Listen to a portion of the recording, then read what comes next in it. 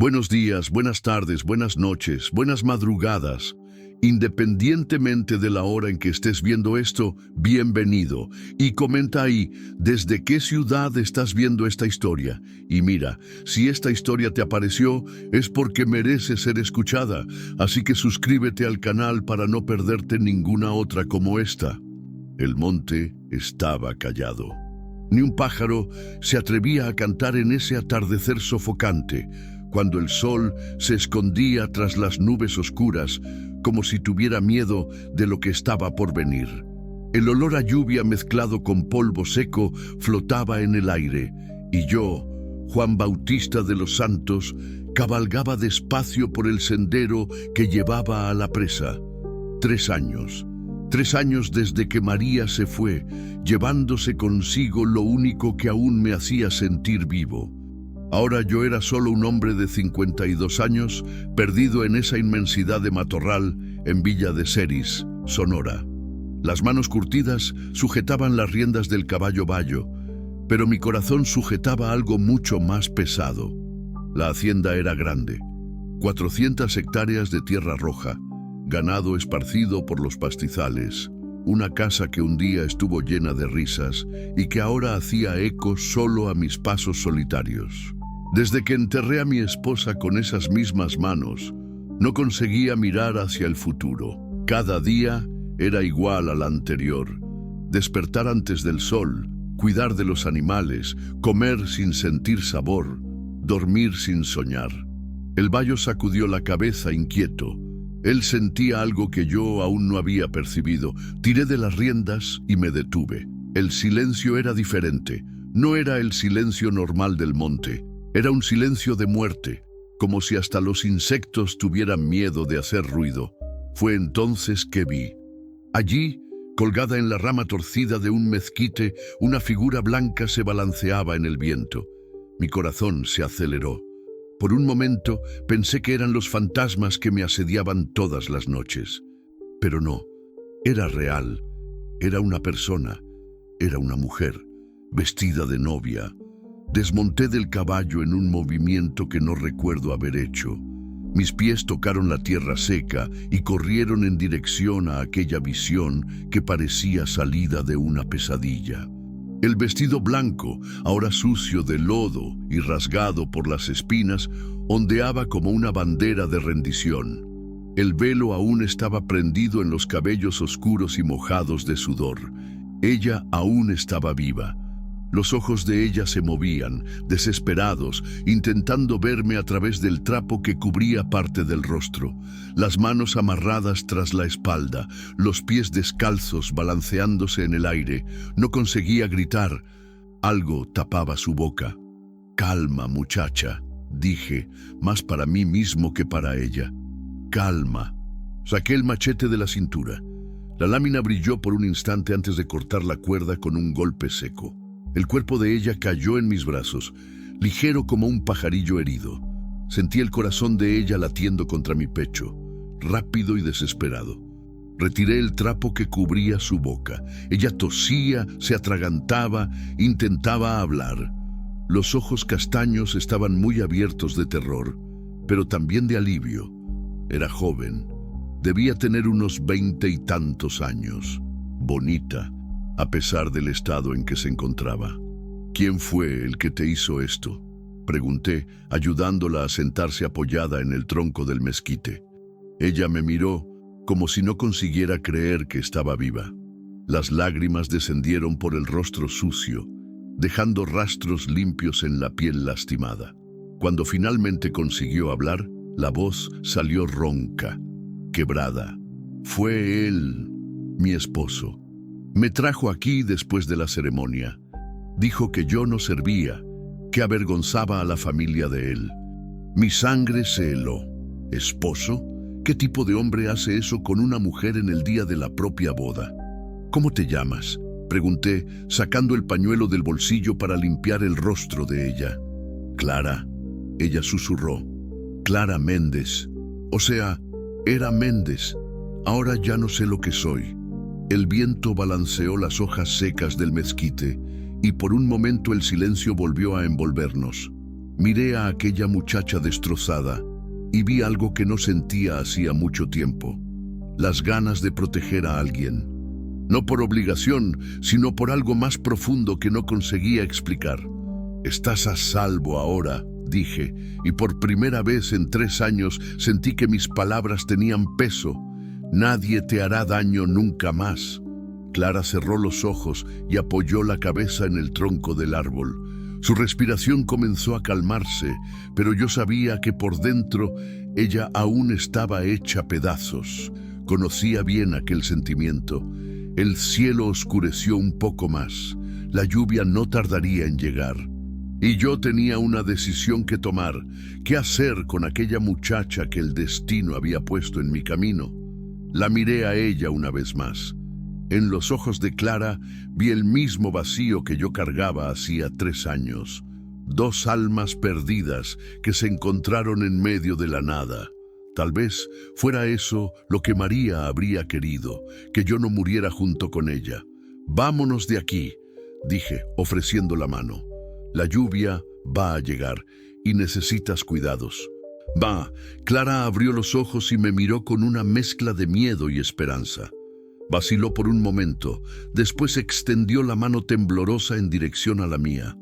Cuando nuestros dedos se tocaron, sentí algo que no sentía hacía mucho tiempo. Sentí que aún estaba vivo. La lluvia comenzó a caer cuando llegamos al porche de la casa. Gruesas gotas de agua golpeaban el tejado de teja, creando una sinfonía que hacía mucho tiempo yo no oía de verdad. Clara temblaba. No sabía si era de frío o de miedo. Tal vez las 2 cosas. «Pasa», dije, abriendo la puerta de madera que rechinaba en las bisagras. «Voy a buscarte ropa seca». Ella vaciló en el umbral, mirando hacia dentro de la casa como si fuera una trampa. No la culpaba.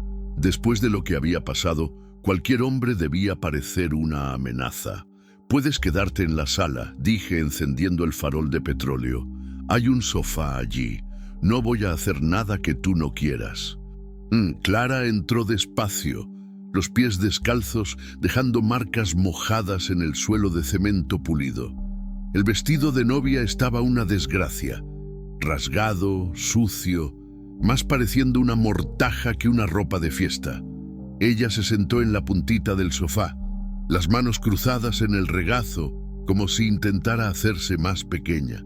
Fui hasta el cuarto a buscar una camisa mía y un pantalón de María que aún guardaba en el armario. 3 años, y yo no había conseguido donar la ropa de ella. Tal vez fuera hora. «Aquí tienes», dije, entregando las prendas. «El baño está allí al final del pasillo. Hay agua caliente». Clara tomó la ropa y me miró a los ojos por primera vez desde que la encontré. Había algo en aquella mirada que me descompuso por dentro. «¿Por qué me estás ayudando?», preguntó. La voz aún salía ronca, lastimada. Pensé en la respuesta. Podía hablar sobre ser lo correcto a hacer, sobre no poder dejar a una persona sufriendo. Pero no era solo eso. «Porque yo sé lo que es estar perdido», respondí, «y porque nadie merece morir solo». Ella bajó los ojos y asintió. Se levantó y caminó hasta el baño. Oí la puerta cerrarse, después el ruido del agua cayendo en la regadera. Solo entonces percibí que estaba aguantando la respiración. Encendí la estufa de leña y puse agua a calentar. Café fuerte era lo que yo sabía hacer. Café y silencio. Pero esta vez el silencio no era solo mío. Clara tardó casi 1 hora en la ducha. Cuando salió parecía otra persona. El cabello oscuro y mojado caía por los hombros y la ropa de María le quedaba grande, pero por lo menos estaba limpia. Parecía más joven, más frágil. «¿Mejor?», pregunté, sirviendo el café en 2 tazas de peltre. «Sí», ella respondió aceptando la taza. «Gracias». Nos quedamos en silencio por un tiempo, solo oyendo la lluvia allá afuera. Clara bebía el café poco a poco, las manos temblando levemente. Yo quería preguntar sobre lo que había pasado, pero no quería forzar nada. Fue ella quien rompió el silencio. «¿Estás casado?». «Lo estaba», respondí. «Mi esposa murió hace 3 años, cáncer. Lo siento mucho». ¿Y tú quieres contar lo que pasó? Clara colocó la taza en la mesa y se encogió en el sofá. Por un momento pensé que no iba a hablar. Después, como si una represa se hubiera roto, las palabras comenzaron a salir. Yo ni quería casarme. Mi papá arregló todo. Dijo que Antonio era un hombre de posesiones, que iba a cuidar bien de mí, que ya me estaba quedando vieja para conseguir marido. 20 y tantos años y ya era vieja. ¿Qué mundo era este? Antonio Ferreira. Ella continuó. ¿Lo conoces? Tiene una hacienda grande cerca de Hermosillo. El nombre me era familiar. Ya había oído hablar. No cosas buenas. Hombre violento, que golpeaba a los empleados, que tenía fama de no ser de fiar. Ya oí hablar, dije. Continúa. Él me visitaba en la casa de mis padres, siempre con regalos, siempre educado delante de mi papá. Pero cuando nos quedábamos a solas, Clara tragó en seco. Él me tocaba de un modo que no me gustaba. Decía que yo tenía que acostumbrarme, que pronto sería de él mismo. Sentí una opresión en el pecho. Conocí a hombres así. Pensaban que podían hacer lo que quisieran solo porque tenían dinero. El día de la boda, yo intenté huir. Salí de casa de madrugada, pero mi papá me encontró. Dijo que yo iba a avergonzar a la familia, que ya había dado la palabra. Me arrastró de vuelta. La voz de ella fue quedando más baja, más triste. La ceremonia fue rápida. Antonio estaba bebiendo desde temprano. Cuando el padre preguntó si yo aceptaba, yo me quedé muda. No conseguía hablar. Él respondió por mí. Ella acepta, padre. Ya hablamos de eso. ¿Qué tipo de hombre hace eso? ¿Qué tipo de padre permite? Después de la ceremonia, él me tomó por el brazo, con fuerza. Dijo que íbamos para la casa de él, pero en el camino paró el carro en un camino de terracería. Comenzó a gritar que yo lo había avergonzado delante de todo el mundo, que yo no servía ni para ser esposa. Clara paró de hablar. Las lágrimas descendían por el rostro, pero ella no hacía ruido. Lloraba en silencio, como quien aprendió a sufrir sin incomodar a nadie. No necesitas continuar, dije. Necesito, ella respondió. Necesito hablar. Él me golpeó. Dijo que si yo no sabía comportarme como esposa, que por lo menos iba a servir de ejemplo para otras mujeres rebeldes. Me amarró, me amordazó, me llevó para aquel árbol. Mi mano se cerró en un puño involuntario. Si yo encontrara a ese Antonio Ferreira, él dijo que iba a volver mañana para ver si yo había aprendido la lección, que si yo estuviera viva, tal vez me llevara para casa. Si no... Clara no terminó la frase. El silencio volvió a tomar cuenta de la sala. Allá afuera, la lluvia continuaba cayendo, lavando la tierra seca.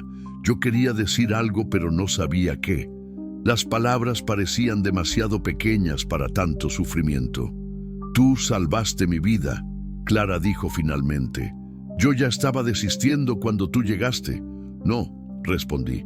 Tú fuiste la que te salvaste. Tú fuiste la que siguió viva hasta que yo llegué. Ella me miró con una expresión que no conseguí descifrar. ¿Qué va a pasar conmigo ahora?, preguntó. Era una pregunta que yo no tenía respuesta. Legalmente, ella estaba casada con aquel monstruo. Socialmente, era una mujer perdida. En la mentalidad de aquella época, de algunas personas, era ella la que había dado motivo para lo que sucedió. No sé, dije, pero estás segura aquí, por el tiempo que necesites. ¿Y si él viene tras de mí? La pregunta quedó en el aire como una amenaza. Yo sabía que ella tenía razón para tener miedo. Hombres como Antonio Ferreira no desistían fácil. Ellos veían a las mujeres como propiedad. Si él viene, dije, levantándome para buscar la escopeta que quedaba tras la puerta, va a tener que pasar por encima de mí primero. Clara miró para el arma, después para mí. Por primera vez desde que la encontré, vi algo parecido con esperanza en sus ojos. ¿Por qué estás haciendo esto por mí?, preguntó nuevamente. Esta vez yo sabía la respuesta. Porque María habría hecho la misma cosa, y porque todo el mundo merece una segunda oportunidad. Allá afuera, un trueno retumbó en el cielo. La tempestad estaba solo comenzando. Capítulo 3. Cuando el pasado llama a la puerta. Desperté con el ruido de caballos. Aún era madrugada. El gallo ni siquiera había cantado.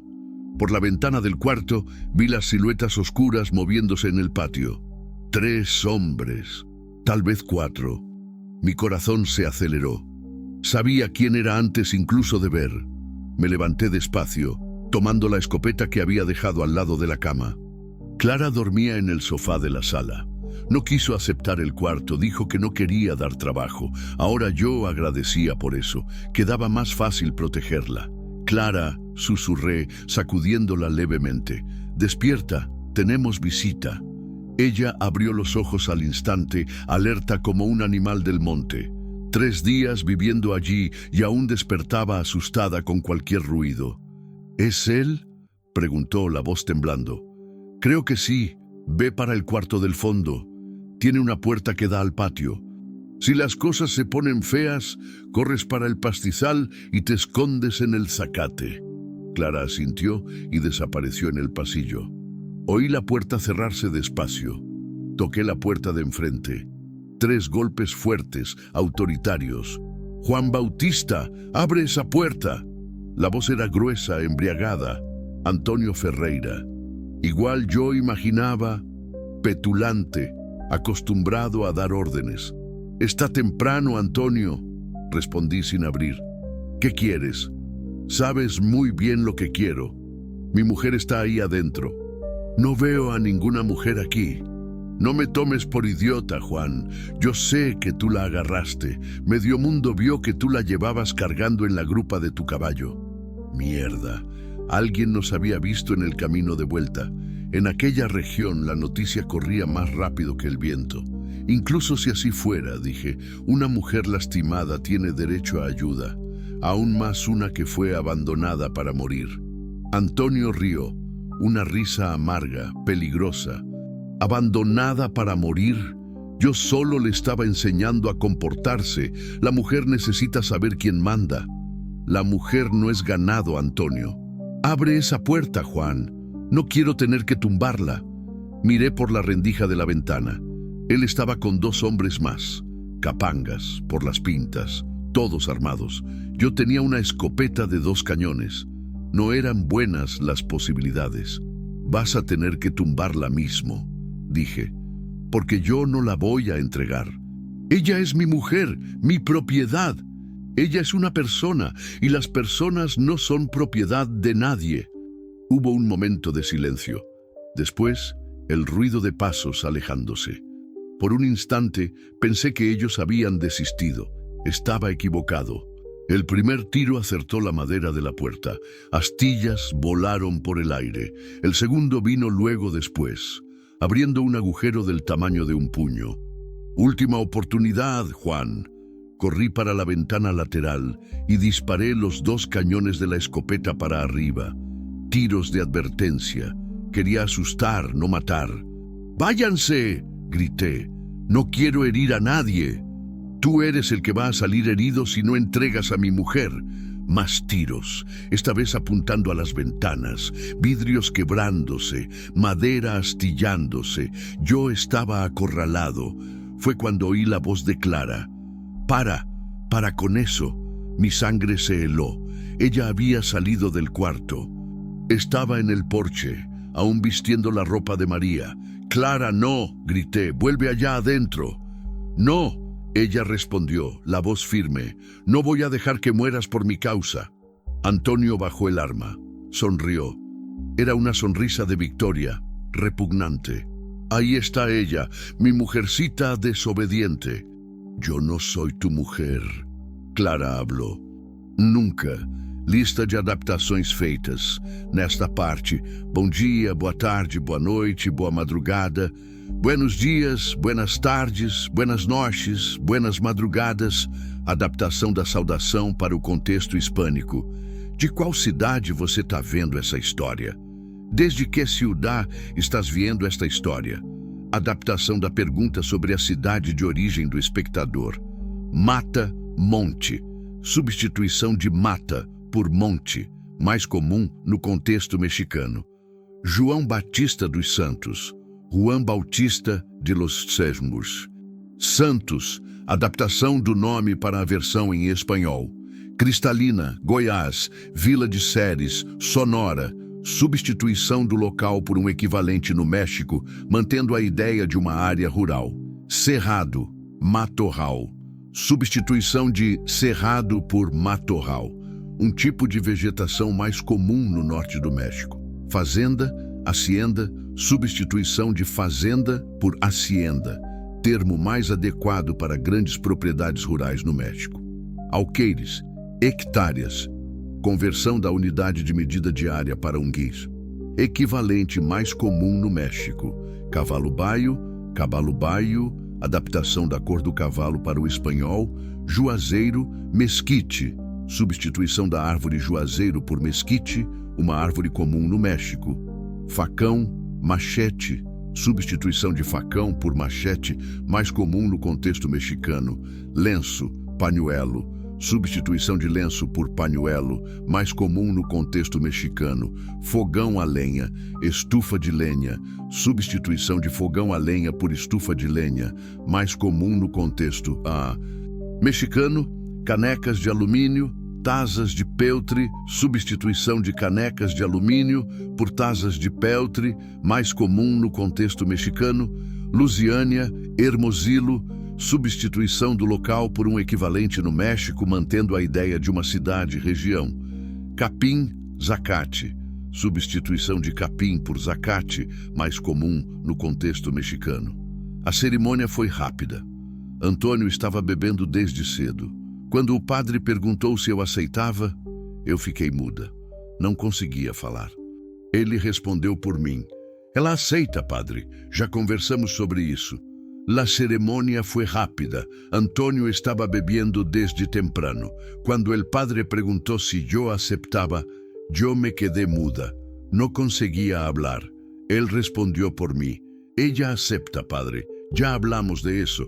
Mantive a essência, pois o uso de padre é compreensível e a situação universal. Uso de padre é compreensível e a situação universal. Texto adaptado. Fui. Si lo eres, Dios y la ley dicen que eres mía, y vas a volver a casa ahora. No voy a volver. La sonrisa de Antonio se desvaneció. La voz se volvió peligrosa. ¿Vas a volver, sí? Aunque tenga que darte una paliza delante de todo el mundo. Inténtalo, respondió ella. Fue entonces cuando me di cuenta de lo que estaba haciendo. Clara no se estaba rindiendo, estaba ganando tiempo o intentando protegerme a mí. Has cambiado, dijo Antonio bajando del caballo. Te has vuelto atrevida, pero yo sé cómo quitarte esa rebeldía. Dio un paso en dirección al porche. Recargué la escopeta y salí por la puerta principal. No des un paso más, dije, apuntándole con el arma. ¿Vas a dispararme por una mujer que ni siquiera es tuya? Sí. ¿Aún sabiendo que tengo más hombres? ¿Aún sabiendo que vas a morir? Miré a Clara. Estaba temblando, pero no de miedo, de rabia. En los ojos de ella vi algo que no esperaba ver. Coraje. Aún así, respondí. Antonio escupió en el suelo e hizo señal a los capangas. Empezaron a dispersarse intentando cercarme. Sabía que no tenía cómo vencer esa lucha, pero también sabía que no podía entregar a Clara. Fue cuando oímos los caballos. Venían de la carretera principal. Muchos caballos. Antonio oyó también y se detuvo donde estaba. ¡Qué demonios! Una comitiva apareció en la entrada. 6 hombres montados, todos armados. Al frente, un hombre mayor, de bigote canoso y sombrero de cuero. Antonio Ferreira. La voz resonó en el patio. Baja esa arma. Coronel Sebastián, respondió Antonio, la petulancia desapareciendo de la voz. ¿Qué está haciendo usted aquí? Vine a resolver una situación que usted creó. El coronel Sebastián era el hombre más respetado de la región, dueño de tierras, pero justo. Cuando él hablaba, todo el mundo escuchaba. Esa situación no es asunto suyo, intentó Antonio. Sí lo es. Cuando usted deja a una mujer amarrada en un árbol para morir, se vuelve asunto de todo el mundo. ¿Quién fue el que contó eso? No importa quién contó, importa que usted lo hizo. El coronel desmontó del caballo despacio. Los otros hombres quedaron montados, pero con las manos en las armas. Esa mujer de ahí, apuntó a Clara, va conmigo. Va a prestar declaración en la delegación de Hermosillo. Ella es mi esposa. A una esposa no se le intenta matar, Antonio. Eso tiene nombre, intento de homicidio. Yo no intenté matar a nadie. ¿No? Entonces usted va a explicar eso al delegado. Antonio miró alrededor. Sus hombres estaban nerviosos. Pelearse con el coronel Sebastián no era algo que nadie quería hacer. Esto no va a quedar así, dijo, subiendo al caballo. Sí va a quedar, respondió el coronel. Y si usted intenta hacer algo con esa muchacha o con Juan aquí, va a tener que vérselas conmigo. Antonio hizo un gesto a los capangas. Montaron y se alejaron. Antes de irse, miró a Clara. «Todavía eres mi mujer, y yo no olvido». «Pues olvídelo», respondió ella, «porque yo nunca voy a volver con usted». Cuando desaparecieron en la carretera, el coronel se acercó. «Muchacha», le dijo a Clara, «usted tiene coraje, pero el coraje solo no basta. Necesita protección legal». «¿Qué necesito hacer?», preguntó ella. «Primero vamos a la delegación. Después vamos a ver a un abogado. Y después», miró hacia mí, «vamos a ver si conseguimos anular ese matrimonio». Clara me miró. En los ojos de ella vi algo que no estaba allí antes. Esperanza. «¿Es posible?», preguntó ella. «Difícil», respondió el coronel, «pero no imposible, principalmente si conseguimos probar que hubo coacción». «La hubo», dije yo. «Yo vi el estado en que ella estaba». «Entonces vamos a luchar. Pero usted necesita saber», miró a Clara, «que va a ser una pelea larga y peligrosa». «No me importa», respondió ella. «Prefiero morir luchando que vivir en la mentira». El coronel sonrió. Era la primera sonrisa verdadera que yo veía en aquella mañana. «Entonces, a la lucha». Mientras Clara se preparaba para ir con el coronel, se acercó a mí. «Gracias», dijo ella, «por todo.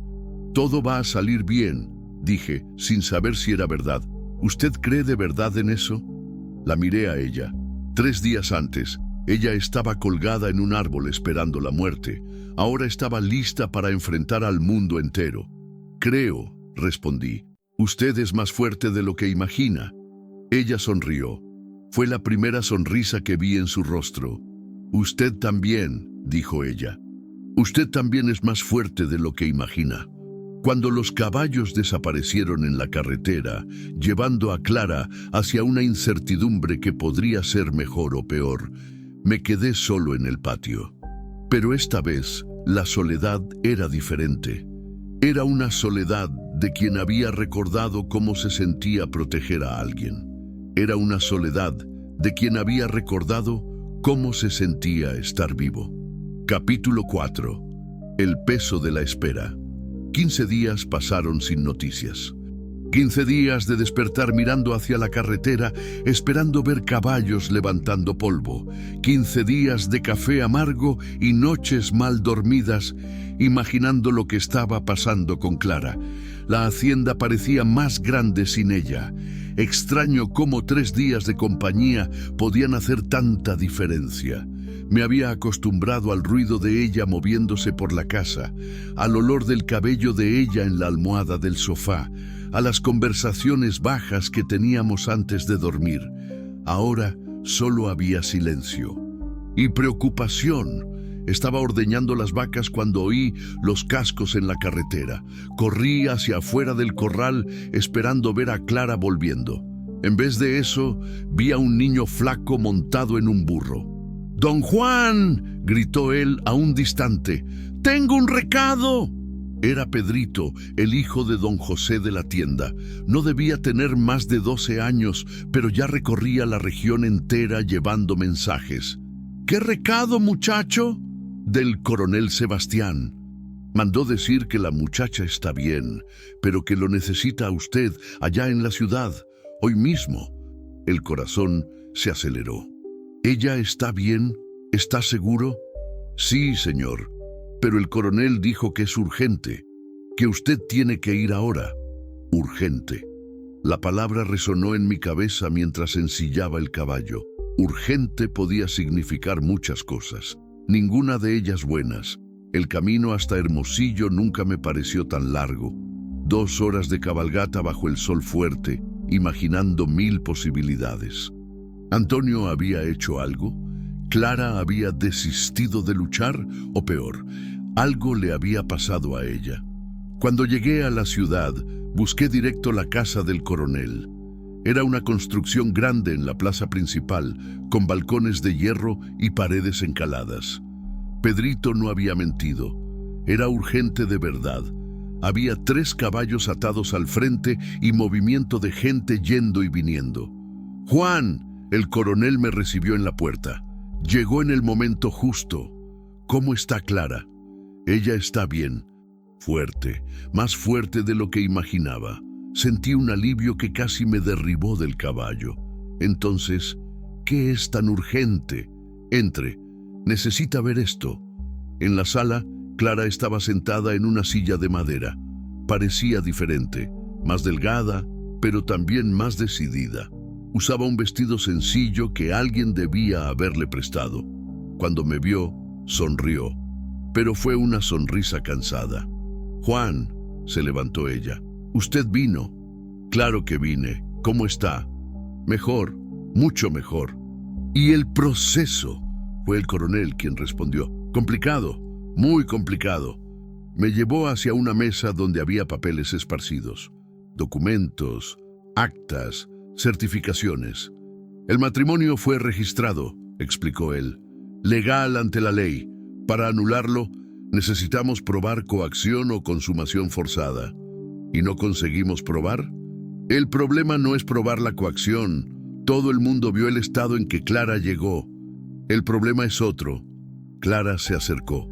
Había algo diferente en sus ojos, una tristeza que no estaba allí antes. «Cuéntele», dijo el coronel. «Estoy embarazada, Juan». Las palabras me golpearon como un puñetazo. «¿Embarazada? ¿Cómo? Pero ustedes ni siquiera llegaron a...» «No», interrumpió Clara, «no es de él». El mundo se detuvo. Clara embarazada, pero no de Antonio. Eso significaba... «Es de otro hombre», continuó ella, la voz baja. «De antes del matrimonio». «¿De quién?» Clara miró al suelo. Cuando habló, la voz era casi un susurro. «Del hijo del hacendado vecino a mi padre, Roberto. Nosotros nos encontrábamos a escondidas hacía casi un año. La historia comenzó a desenvolverse. Clara y Roberto eran enamorados, pero él era hijo de un pequeño hacendado sin posesiones. Cuando el padre de Clara descubrió, prohibió el noviazgo y arregló el matrimonio con Antonio a las prisas. Yo no sabía que estaba embarazada cuando me casé», explicó ella. «Solo lo descubrí aquí en la ciudad, cuando me sentí mal en la casa de una señora que me acogió». «¿Y Roberto?», pregunté. «¿Dónde está él?» «Se fue. Cuando supo de mi matrimonio, partió hacia Guadalajara. Dijo que no aguantaba verme con otro». El coronel carraspeó. «Esto cambia todo, Juan. Si Clara está embarazada de otro hombre, técnicamente ella cometió adulterio». «¿Adulterio? Pero ella ni siquiera llegó a vivir con Antonio». «La ley no lo ve así. A los ojos de la ley, ella estaba casada cuando quedó embarazada». Sentí una rabia sorda subiendo por el pecho. ¿Qué ley era esa que protegía a un monstruo como Antonio y condenaba a una muchacha como Clara? ¿Y cuál es la consecuencia de eso? Si Antonio descubre, y él va a descubrir, puede acusar a Clara de adulterio. Eso no solo impide la anulación, sino que puede resultar en cárcel para ella. Cárcel. Mujer casada que comete adulterio puede tener hasta 2 años de prisión. Clara se sentó pesadamente. Parecía haber envejecido 10 años en 2 semanas. Yo no sabía, dijo ella. Cuando me encontré con Roberto yo era soltera, libre.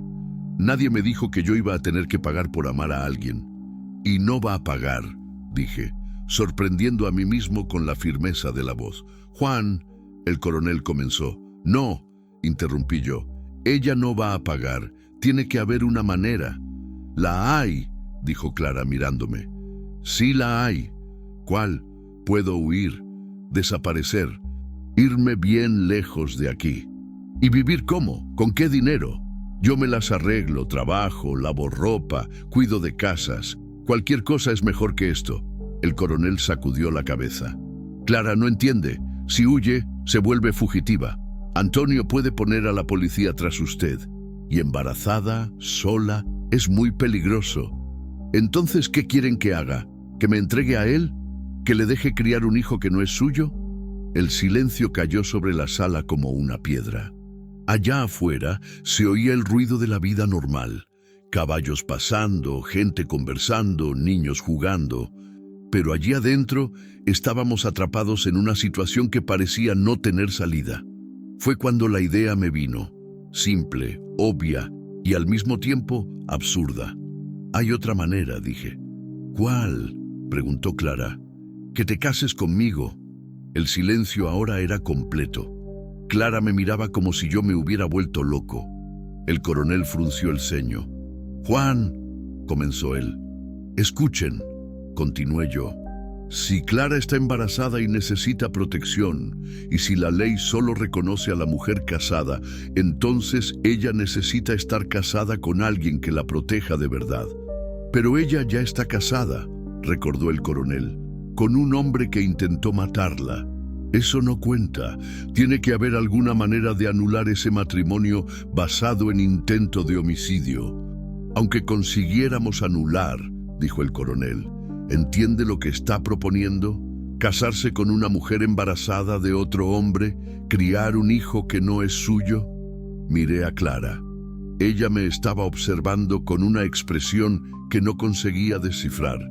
Entiendo, respondí yo, y aún así quiero hacer eso. ¿Por qué?, preguntó ella, la voz casi inaudible. Era una buena pregunta. ¿Por qué un hombre de 52 años, viudo hacía 3 años, querría casarse con una muchacha de 20 y tantos años embarazada de otro? Porque usted merece ser feliz, respondí. Porque todo niño merece tener un padre, y porque... Dudé, pero continué. Porque María siempre quiso tener hijos, y nunca conseguimos. Tal vez sea eso lo que ella habría querido. Clara comenzó a llorar. No el llanto silencioso que yo ya había visto. Era un llanto de alivio, de gratitud, de algo que parecía esperanza. ¿Usted haría eso de verdad?, preguntó ella. Lo haría, si usted quiere. Pero usted apenas me conoce, y yo a usted. Conozco lo suficiente. Conozco su coraje, conozco su bondad. Conozco que usted es una persona buena que merece una oportunidad. El coronel carraspeó. Es una idea interesante, Juan. Pero hay un problema. Mientras Clara esté oficialmente casada con Antonio, no puede casarse con usted. Entonces, vamos a resolver eso. ¿Cómo? Primero necesitamos probar que el matrimonio con Antonio fue inválido desde el inicio. Coacción, intento de homicidio, abandono conyugal. Si conseguimos eso, el matrimonio es anulado. ¿Y después? Después, ustedes pueden casarse. Y ahí, legalmente, el niño será suyo, Juan, hijo de padre casado, aunque no sea biológico.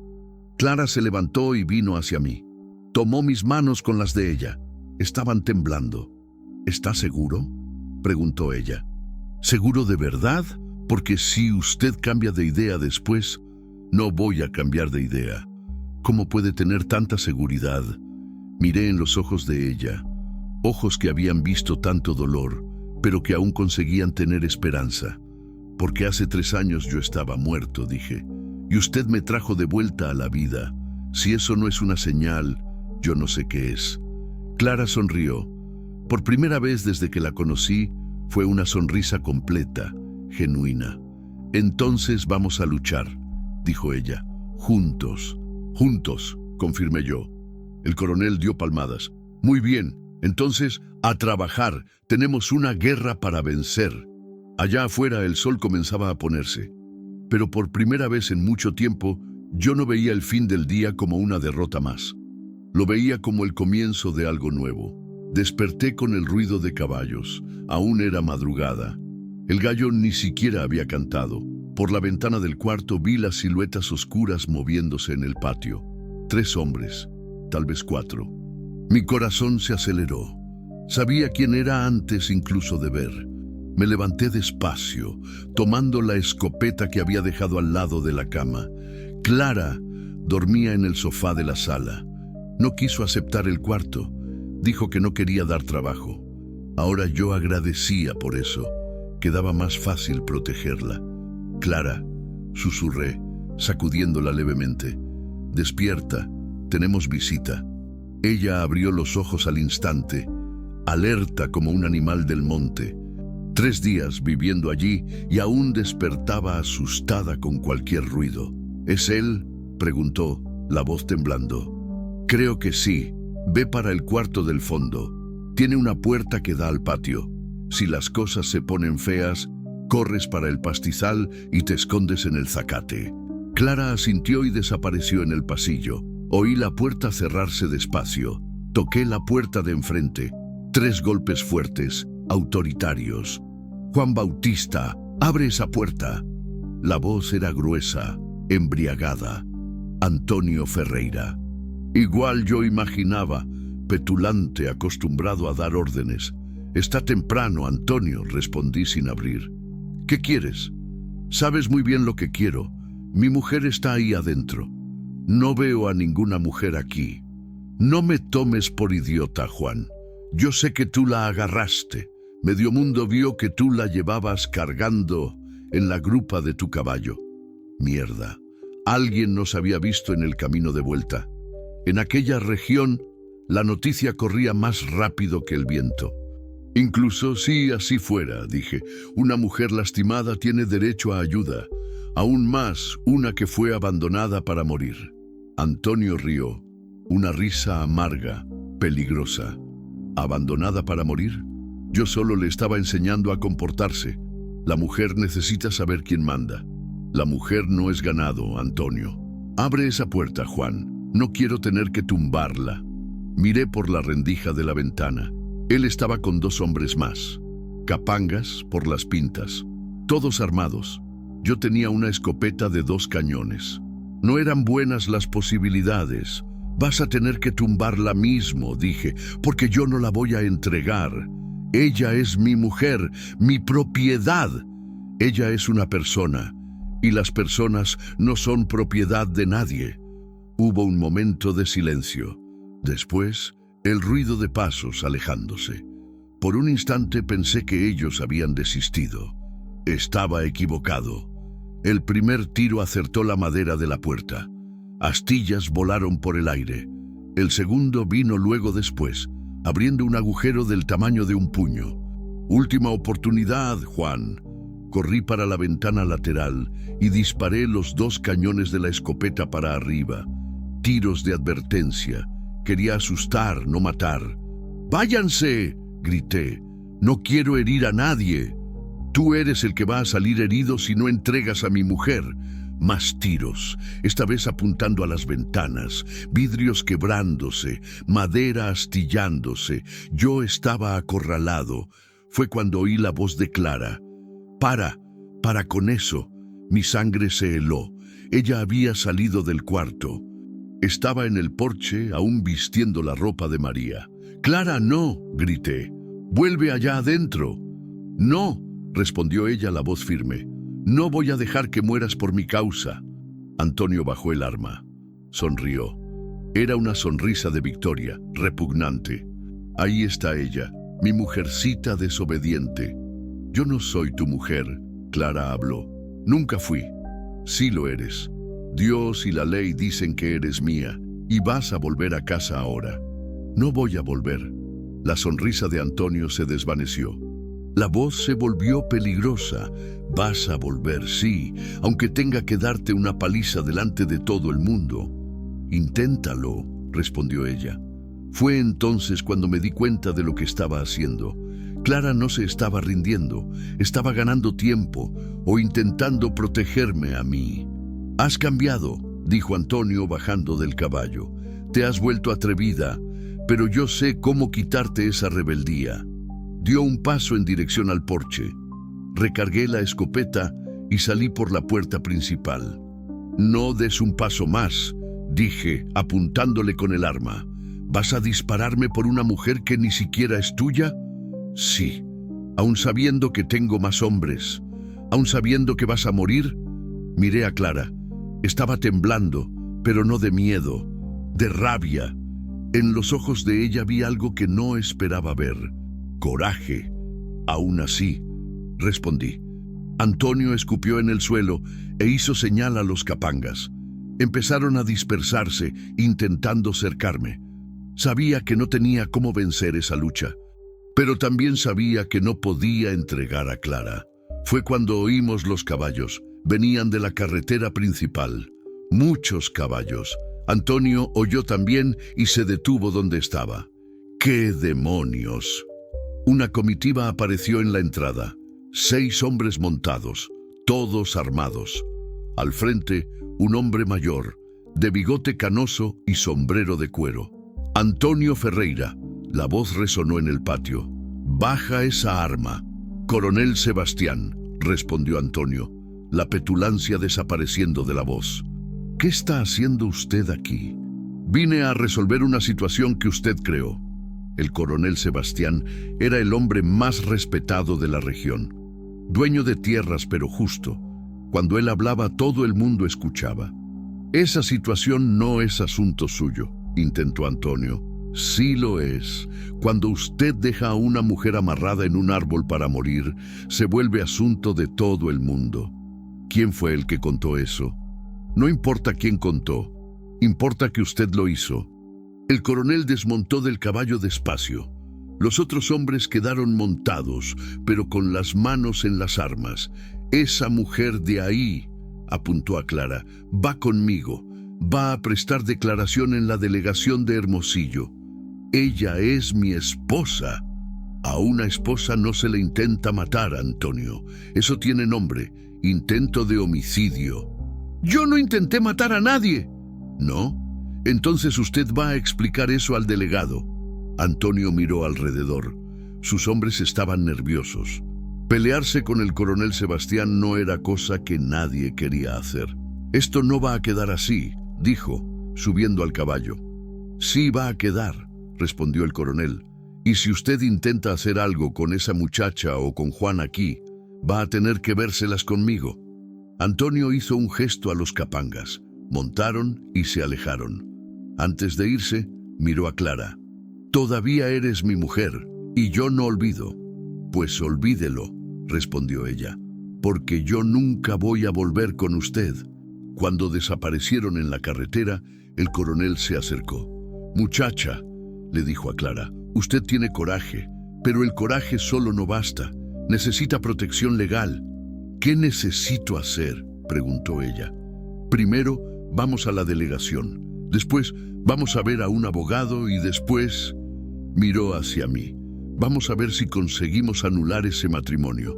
Clara me miró. En los ojos de ella vi algo que no estaba allí antes. Esperanza. «¿Es posible?», preguntó ella. «Difícil», respondió el coronel, «pero no imposible, principalmente si conseguimos probar que hubo coacción». «La hubo», dije yo. «Yo vi el estado en que ella estaba». «Entonces vamos a luchar.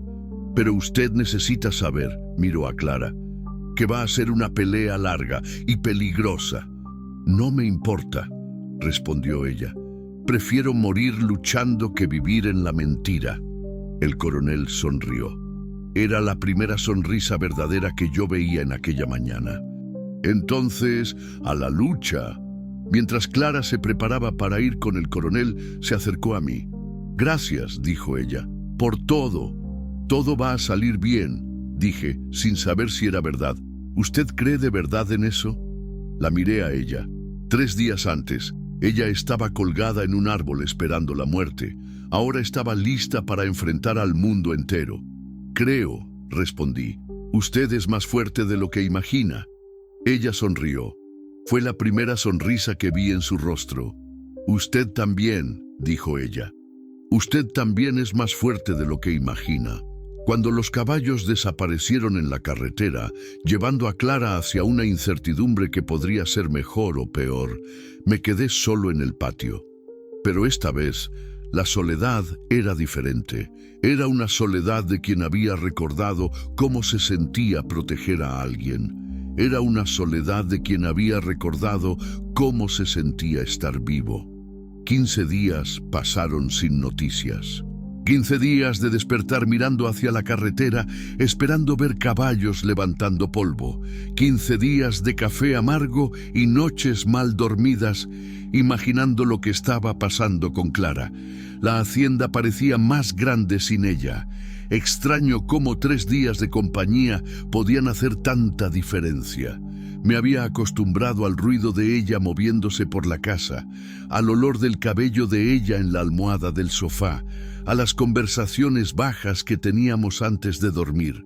Ahora solo había silencio y preocupación. Estaba ordeñando las vacas cuando oí los cascos en la carretera. Corrí hacia afuera del corral esperando ver a Clara volviendo. En vez de eso, vi a un niño flaco montado en un burro. «¡Don Juan!», gritó él aún distante. «¡Tengo un recado!». Era Pedrito, el hijo de don José de la tienda. No debía tener más de 12 años, pero ya recorría la región entera llevando mensajes. «¿Qué recado, muchacho?». «Del coronel Sebastián. Mandó decir que la muchacha está bien, pero que lo necesita a usted allá en la ciudad, hoy mismo». El corazón se aceleró. «¿Ella está bien? ¿Está seguro?». «Sí, señor. Pero el coronel dijo que es urgente, que usted tiene que ir ahora». «Urgente». La palabra resonó en mi cabeza mientras ensillaba el caballo. Urgente podía significar muchas cosas, ninguna de ellas buenas. El camino hasta Hermosillo nunca me pareció tan largo. 2 horas de cabalgata bajo el sol fuerte, imaginando 1000 posibilidades. ¿Antonio había hecho algo? ¿Clara había desistido de luchar? O peor, algo le había pasado a ella. Cuando llegué a la ciudad, busqué directo la casa del coronel. Era una construcción grande en la plaza principal, con balcones de hierro y paredes encaladas. Pedrito no había mentido. Era urgente de verdad. Había 3 caballos atados al frente y movimiento de gente yendo y viniendo. «Juan», el coronel me recibió en la puerta. Llegó en el momento justo. «¿Cómo está Clara?». «Ella está bien. Fuerte, más fuerte de lo que imaginaba». Sentí un alivio que casi me derribó del caballo. «Entonces, ¿qué es tan urgente?». «Entre. Necesita ver esto». En la sala, Clara estaba sentada en una silla de madera. Parecía diferente, más delgada, pero también más decidida. Usaba un vestido sencillo que alguien debía haberle prestado. Cuando me vio, sonrió, pero fue una sonrisa cansada. «Juan», se levantó ella. «¿Usted vino?». «Claro que vine. ¿Cómo está?». «Mejor, mucho mejor». «¿Y el proceso?». Fue el coronel quien respondió. «Complicado, muy complicado». Me llevó hacia una mesa donde había papeles esparcidos. Documentos, actas, certificaciones. «El matrimonio fue registrado», explicó él. «Legal ante la ley. Para anularlo, necesitamos probar coacción o consumación forzada. ¿Y no conseguimos probar?». «El problema no es probar la coacción. Todo el mundo vio el estado en que Clara llegó. El problema es otro». Clara se acercó. Había algo diferente en sus ojos. Una tristeza que no estaba allí antes.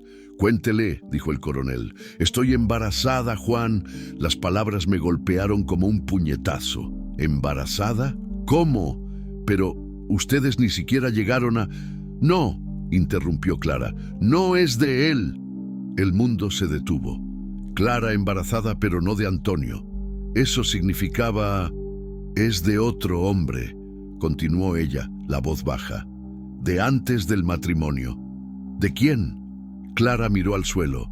Cuando habló, la voz era casi un susurro. Del hijo del hacendado vecino a mi padre, Roberto. Nosotros nos encontrábamos a escondidas hacía casi un año. La historia comenzó a desenvolverse. Clara y Roberto eran enamorados, pero él era hijo de un pequeño hacendado sin posesiones. Cuando el padre de Clara descubrió, prohibió el noviazgo y arregló el matrimonio con Antonio a las prisas. Yo no sabía que estaba embarazada cuando me casé, explicó ella. Solo lo descubrí aquí en la ciudad, cuando me sentí mal en la casa de una señora que me acogió. ¿Y Roberto?, pregunté. ¿Dónde está él? Se fue. Cuando supo de mi matrimonio, partió hacia Guadalajara. Dijo que no aguantaba verme con otro. El coronel carraspeó. Esto cambia todo, Juan. Si Clara está embarazada de otro hombre, técnicamente ella cometió adulterio. ¿Adulterio? Pero ella ni siquiera llegó a vivir con Antonio. La ley no lo ve así. A los ojos de la ley, ella era casada cuando quedó embarazada. Sentí una rabia sorda subiendo por el pecho. ¿Qué ley era esa que protegía a un monstruo como Antonio y condenaba a una muchacha como Clara? ¿Y cuál es la consecuencia de eso? Si Antonio descubre, y él va a descubrir, puede acusar a Clara de adulterio. Eso no solo impide la anulación, sino que puede resultar en cárcel para ella. ¿Cárcel? Mujer casada que comete adulterio puede tener hasta 2 años de prisión. Clara se sentó pesadamente. Parecía haber envejecido 10 años en 2 semanas. Yo no sabía, dijo ella. Cuando me encontré con Roberto yo era soltera, libre. Nadie me dijo que yo iba a tener que pagar por amar a alguien.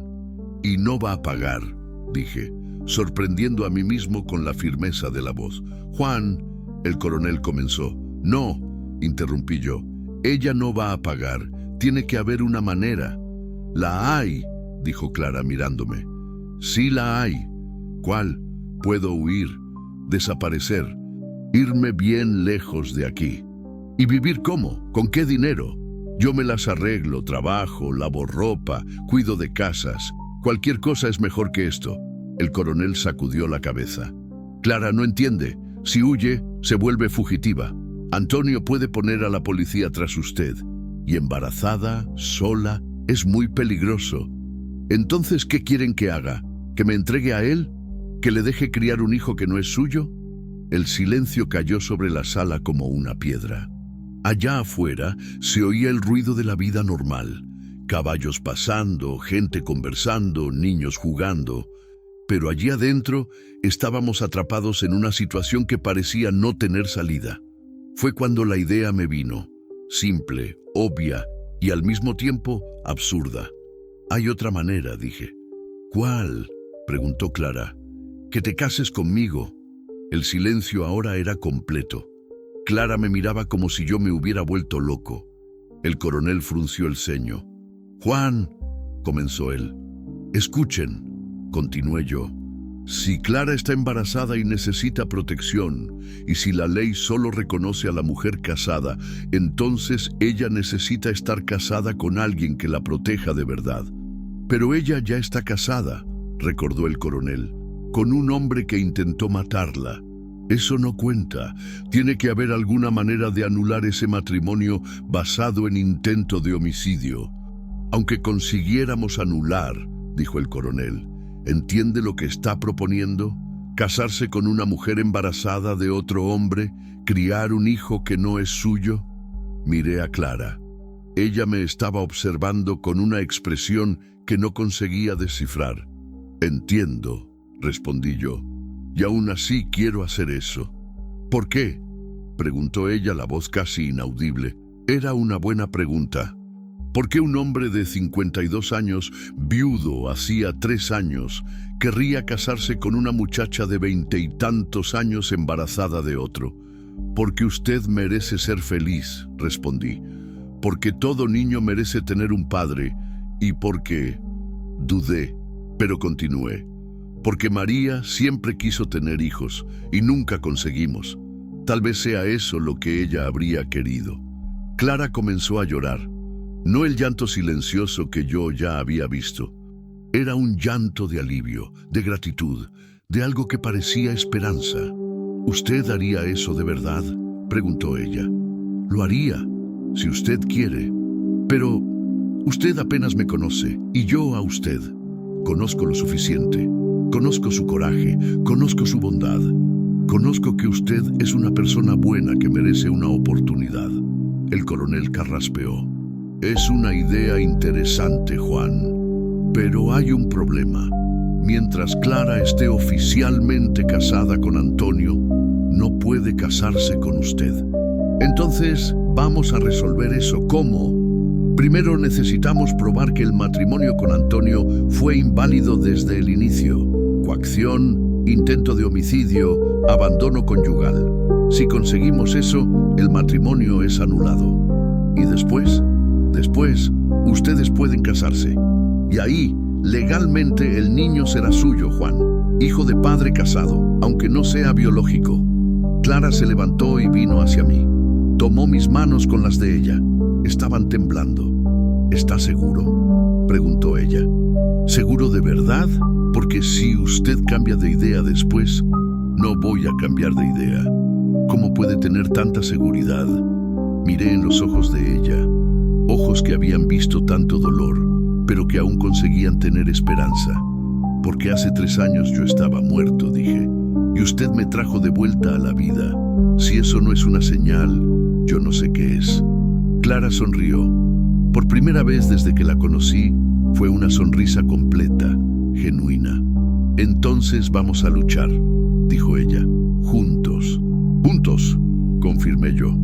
El coronel dio palmadas. Muy bien, entonces, a trabajar. Tenemos una guerra que vencer. Allá afuera, el sol comenzaba a ponerse. Pero, por primera vez en mucho tiempo, yo no veía el fin del día como una derrota más. Lo veía como el comienzo de algo nuevo. La noticia se esparció por la región como pólvora. Juan Bautista de los Santos iba a casarse con la mujer de Antonio Ferreira, la mujer embarazada que no era del marido. Los comentarios venían de todos lados, unos diciendo que yo estaba loco, otros que era un santo. A mí no me importaba ninguno de los dos. A Antonio, sin embargo, sí le importaba. La primera amenaza llegó un jueves. Un papel pegado en la entrada de la hacienda. Desiste de esa locura o te vas a arrepentir. Quemé el papel y seguí adelante. La segunda vino el sábado. Alguien envenenó 3 cabezas de mi ganado. La tercera, el lunes. Cortaron la cerca del pastizal y dejaron que el ganado huyera. Antonio estaba perdiendo la cabeza y hombre desesperado es peligroso. Clara se quedaba en la ciudad, en la casa de doña Eulalia, una viuda amiga del coronel que se ofreció para cuidarla. Yo iba a visitarla todos los días después del trabajo. Veíamos cómo crecía, no solo la barriga, sino la persona entera. A cada día parecía más fuerte, más decidida. ¿Cómo le fue en la delegación hoy?, pregunté en una de esas visitas. Bien, respondió ella, acariciando la barriga que ya comenzaba a aparecer. El delegado dijo que las pruebas contra Antonio son sólidas.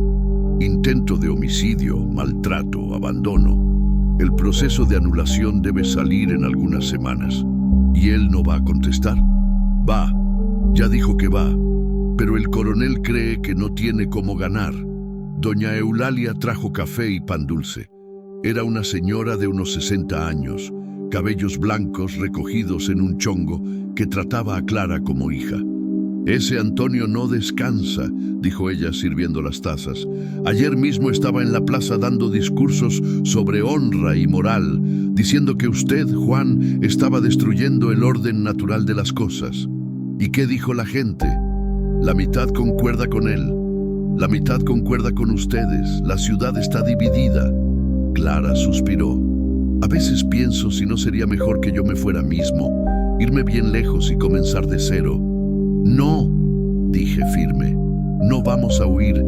Vamos a enfrentar esto derecho.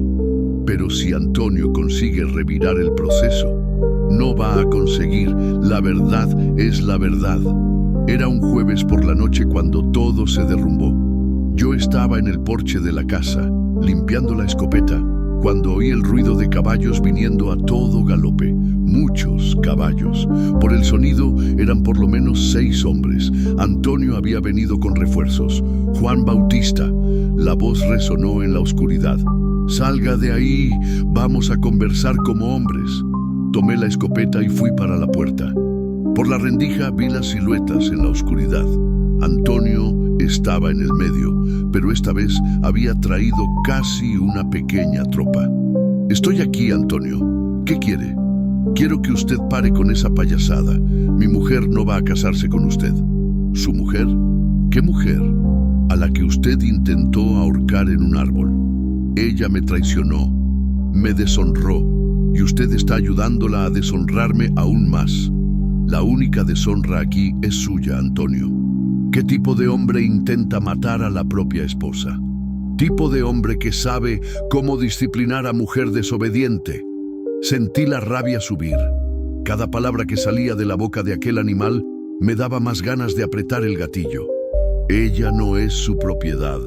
Sí lo es. Se casó conmigo en la iglesia, ante Dios y los hombres. Dios no bendice matrimonio forzado. ¿Quién es usted para hablar de Dios? Usted que va a casarse con mujer embarazada de otro. La conversación estaba yendo demasiado lejos. Yo sabía que Antonio no había venido solo para hablar. Había venido para resolver las cosas a su manera. «Última oportunidad, Juan», gritó él. «Desista de esa locura o vamos a resolver esto aquí y ahora». «No hay nada que resolver, Antonio. Váyase». «Muy bien, usted escogió». El primer tiro vino de lado, de donde yo no esperaba. La bala acertó la pared a pocos centímetros de mi cabeza. Me lancé al suelo y gateé para dentro de casa. Ellos me habían cercado. Disparé los 2 cañones de la escopeta por las ventanas laterales, más para asustar que para acertar. Gritos, caballos relinchando, después silencio. «¡Incendien todo!», oía a Antonio gritar. «Si él no sale, va a morir quemado». Mi sangre se heló. Incendiar la casa era cosa de loco, pero Antonio había pasado de loco hacía mucho tiempo. El olor a humo llegó primero. Después, el brillo anaranjado en las ventanas. Ellos habían prendido fuego al porche de los fondos. Con el viento, el fuego se esparciría rápido. Yo estaba acorralado. Si salía, ellos me matarían. Si me quedaba, moriría quemado. Fue cuando oí los tiros viniendo de la carretera. No eran tiros para arriba o para asustar, eran tiros de guerra y venían de muchas armas. «Antonio Ferreira», una voz fuerte resonó en la noche. «Suelten las armas, están cercados». Era el coronel Sebastián, y por los tiros había traído a la mitad de la región con él. El tiroteo duró pocos minutos. Antonio y sus hombres no tenían chance contra una fuerza organizada. Oí gritos, caballos huyendo, gente rindiéndose. Cuando el coronel tocó la puerta, yo aún estaba con la escopeta en la mano, temblando de rabia y susto. «Juan, ¿está bien?» Abrí la puerta. El porche de los fondos estaba prendiéndose fuego, pero era controlable. Lo importante es que había acabado. ¿Cómo supieron? Doña Eulalia. Ella vio a Antonio juntando hombres en la ciudad y mandó avisarme. Yo traje al delegado y algunos hombres de confianza. Allá afuera, Antonio estaba en el suelo, con las manos amarradas en la espalda. Cuando me vio, escupió. «Esto no ha acabado, Juan. Aunque ustedes me prendan, esto no ha acabado». «Acabó, sí», dijo el delegado. «Usted va a responder por intento de homicidio, amenaza, incendio, formación de cuadrilla. Va a quedarse un buen tiempo en la cárcel». «¿Y mi mujer? Ella va a continuar siendo mi mujer». «No», dijo el coronel sacando un papel del bolsillo. «La anulación salió hoy. Clara no es más su mujer. Nunca más va a serlo». Vi el rostro de Antonio deshacerse. Era como si el mundo de él se hubiera derrumbado, y tal vez se había derrumbado mismo. Imposible. Posible y hecho. Intento de homicidio es motivo más que suficiente para anular un matrimonio. Cuando se llevaron a Antonio y a los Capangas, quedamos yo y el coronel apagando lo que restaba del incendio. No había sido gran cosa, más humo que fuego de verdad. Ahora ustedes pueden casarse, dijo él, tirando el último balde de agua en las brasas. ¿Cuándo? Cuando quieran. Clara está libre. Libre.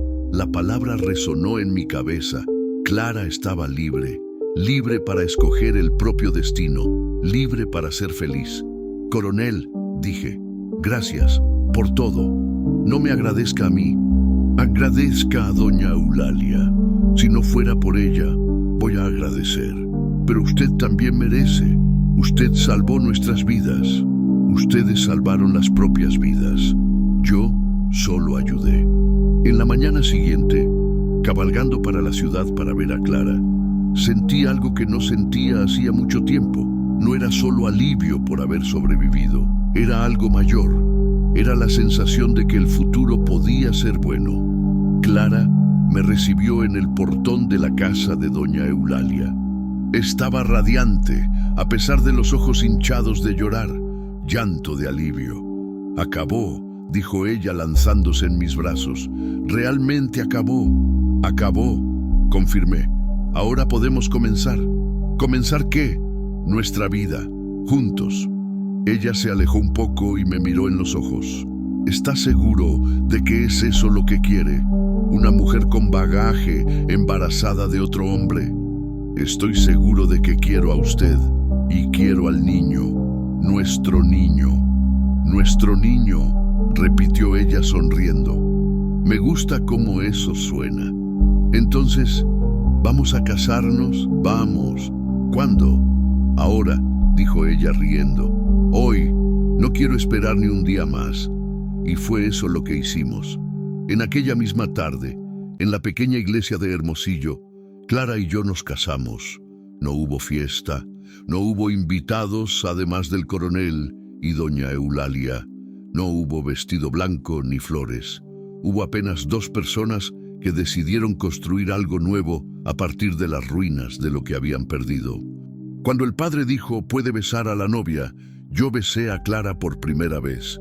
Fue un beso suave, respetuoso, lleno de promesas. Y por primera vez en 3 años sentí que María habría estado feliz con mis elecciones. Salimos de la iglesia tomados de las manos, Clara y yo, para enfrentar lo que viniera por delante. Juntos. 6 meses después, en una madrugada de septiembre en que el monte aún dormía bajo el sereno helado, Clara me despertó con un susurro urgente. Juan, llegó la hora. Las contracciones habían comenzado en la noche anterior, flojas y espaciadas.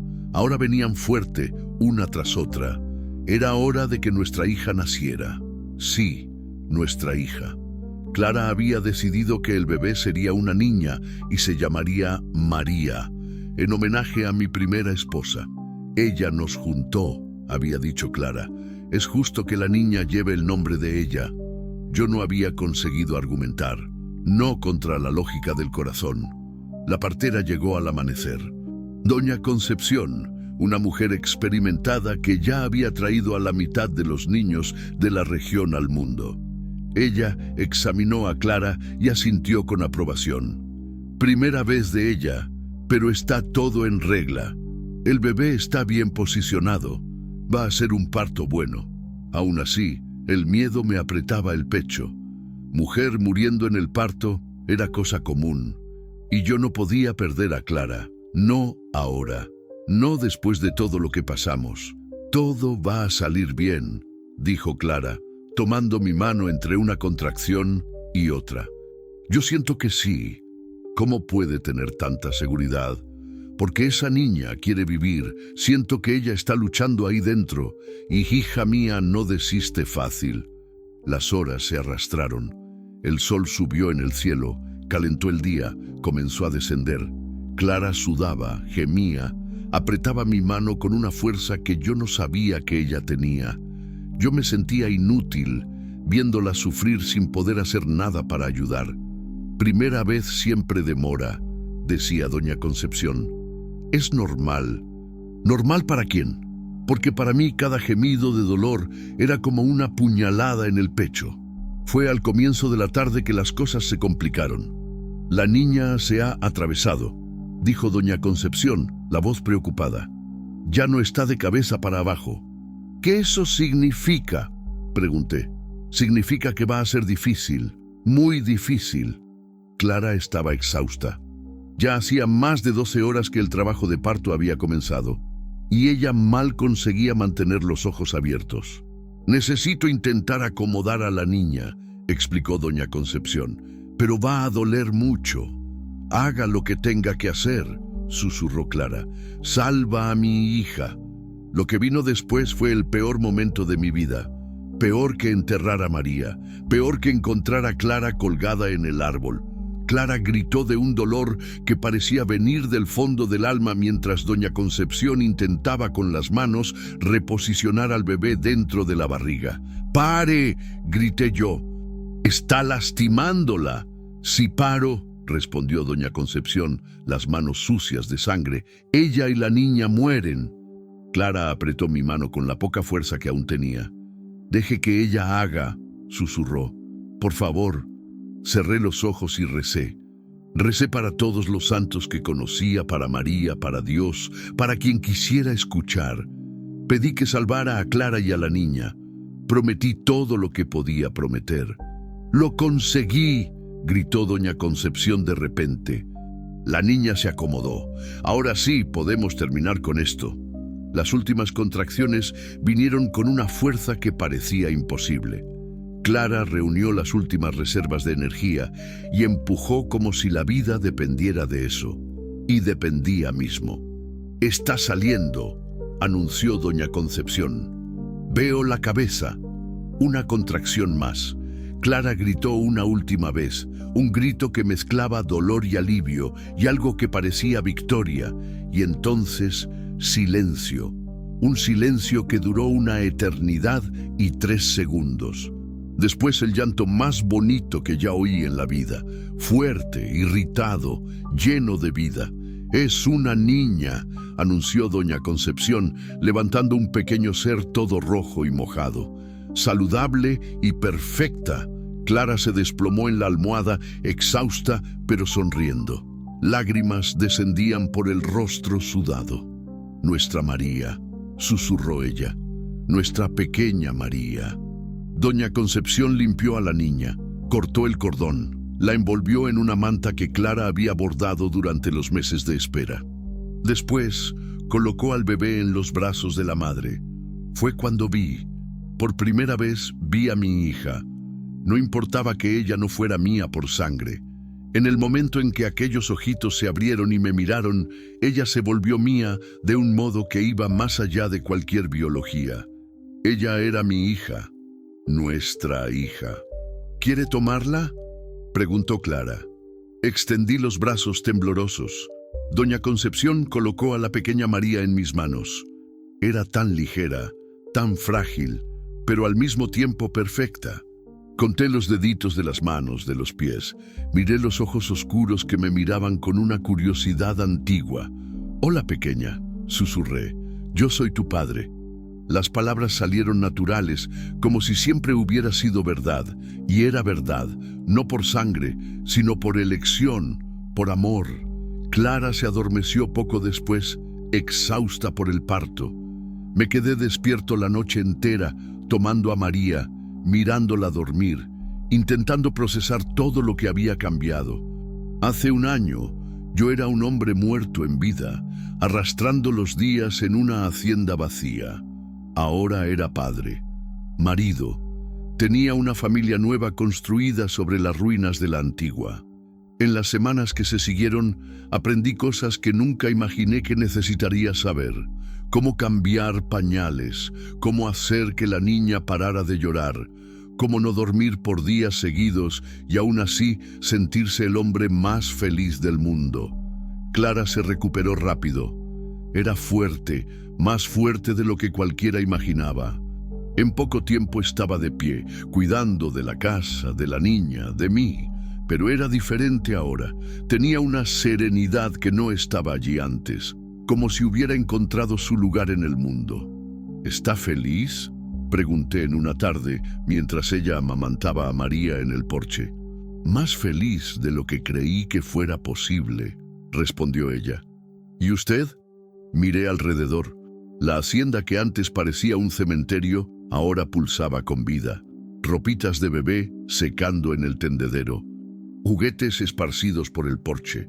El sonido de Clara cantando bajito para la hija. Sí, respondí. Muy feliz. A veces parece un sueño, dijo ella. Hace pocos meses yo estaba colgada en un árbol, esperando morir. Ahora tengo una hija, un marido, una casa, una vida. No es sueño, es real. Yo sé, pero es tan bueno que parece imposible. María abrió los ojos y me miró. 6 semanas de vida y ya parecía reconocer mi rostro. Extendió la manito en mi dirección. Ella quiere al padre, dijo Clara sonriendo. Tomé a María en los brazos. Ella se acurrucó contra mi pecho, pequeñita y calentita. En aquel momento sentí algo que no conseguía explicar. Era mayor que felicidad, era mayor que amor, era completitud. Clara, dije, necesito contarle una cosa. ¿Qué? María vino a visitarme. Clara me miró confusa. ¿Cómo así? Mi primera esposa. Soñé con ella en la noche en que usted dio a luz. Ella estaba sonriendo. Dijo que estaba orgullosa de mí, que era eso lo que ella quería, que yo fuera feliz de nuevo. Clara tomou mi mano livre. Lista de adaptações feitas. Nesta parte. Então vamos trabalhar. Temos uma guerra para vencer. Entonces a trabalhar. Tenemos uma guerra que vencer. Adaptação da expressão mantendo o sentido. A notícia se espalhou pela região como fogo em capim seco. La notícia se esparció por la região como pólvora. Substituição da expressão para uma mais comum em espanhol. Queimei o papel e segui em frente. Queimei o papel e segui adelante. Tradução direta mantendo o sentido. Dona Eulália trouxe café e biscoitos. Dona Eulália trajo café e pão dulce. Adaptação dos biscoitos por pão dulce, mais comum no México. Cabelos brancos presos num coque. Cabelos brancos recolhidos em um chongo. Adaptação do penteado coque por chongo, mais comum no México. João Batista, a voz ecoou no escuro. Juan Bautista, a voz resonou em la oscuridade. Da adaptação da expressão, mantendo o sentido, eu João Batista, a voz ecoou no escuro. Juan Bautista, a voz resonou em la oscuridade. Adaptação da expressão, mantendo o sentido. Eu, texto adaptado. Ela estava em lo cierto. Usted merece ser feliz. Nosotros merecemos, corregí. Todos nosotros. El sol se estaba poniendo tras las montañas, pintando el cielo de naranja y rosa. María dormía en mis brazos. Clara apoyó la cabeza en mi hombro. ¿Qué ve cuando mira hacia el futuro?, preguntó ella. Veo a nuestra hija creciendo, veo que ella corre por estos pastizales, jugando con los niños de la región. Veo que usted le enseña a bordar, a cocinar, a ser una mujer fuerte como la madre.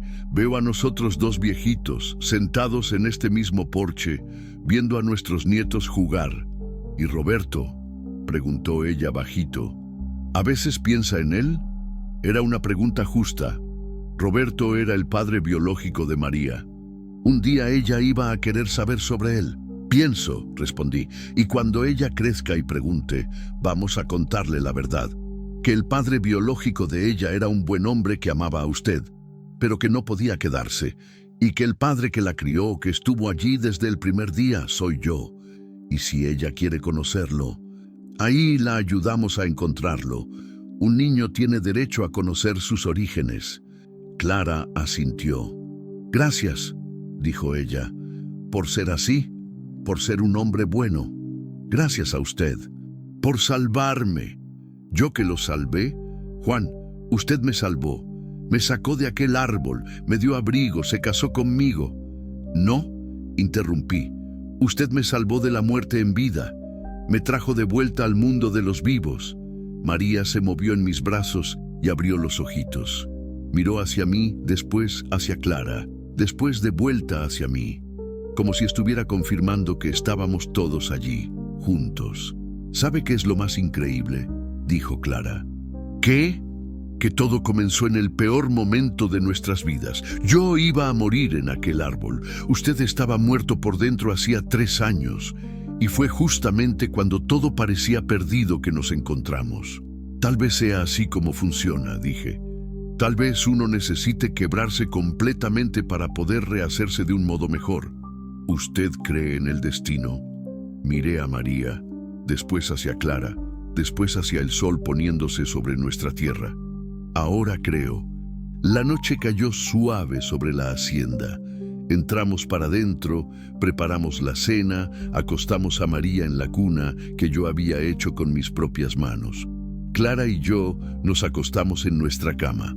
Nuestra cama, no más la cama de un viudo solitario. Antes de dormir, salí para el porche una vez más.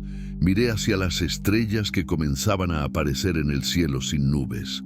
Allá, en algún lugar, María, mi primera esposa, estaba descansando en paz. Había cumplido su misión, enseñarme que era posible amar de nuevo.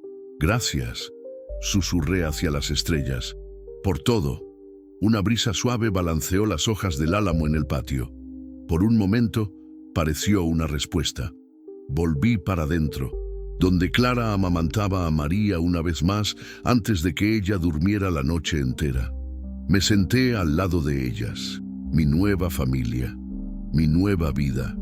Hace un año, yo era un hombre perdido en una tierra vacía. Hoy, era un hombre completo en una tierra llena de vida. A veces los milagros suceden despacio. A veces ellos vienen disfrazados de tragedia. A veces ellos llegan cuando uno menos espera, en el formato de una muchacha colgada en un árbol y un bebé que nace con ganas de vivir. Y a veces, cuando uno menos merece, ellos nos dan una segunda oportunidad de ser feliz. Clara se adormeció con María en los brazos. Tomé a nuestra hija y la acosté en la cuna. Cubrí a Clara con la sábana y me acosté al lado de ella. Por primera vez en 3 años, me adormecí en paz. Allá afuera, la tierra roja de Sonora descansaba bajo las estrellas. La misma tierra que un día me pareció un desierto, ahora era el suelo de un hogar lleno de amor. Y yo sabía que María, nuestra pequeña María, iba a crecer en esta tierra sabiendo que había sido deseada, protegida y amada desde antes de nacer. Porque a veces es eso lo que basta. Alguien que elige amarte, incluso cuando usted no es perfecto. Incluso cuando usted viene con bagaje. Incluso cuando su historia es complicada. A veces eso es todo lo que se necesita para transformar una vida, para transformar 2 vidas, para crear una familia donde antes solo había soledad. En el corazón del desierto, donde la vida es dura y las esperanzas son pocas, a veces el destino coloca 2 almas perdidas en el mismo camino. Y cuando eso sucede, cuando 2 personas escogen construir algo nuevo sobre las ruinas de lo que perdieron, nace algo mayor que cualquiera de los 2 podría imaginar solo. Nace una familia, nace un amor que no necesita ser perfecto para ser verdadero, y nace la prueba de que, incluso en los momentos más oscuros, siempre hay una luz esperando para guiarnos de vuelta a casa.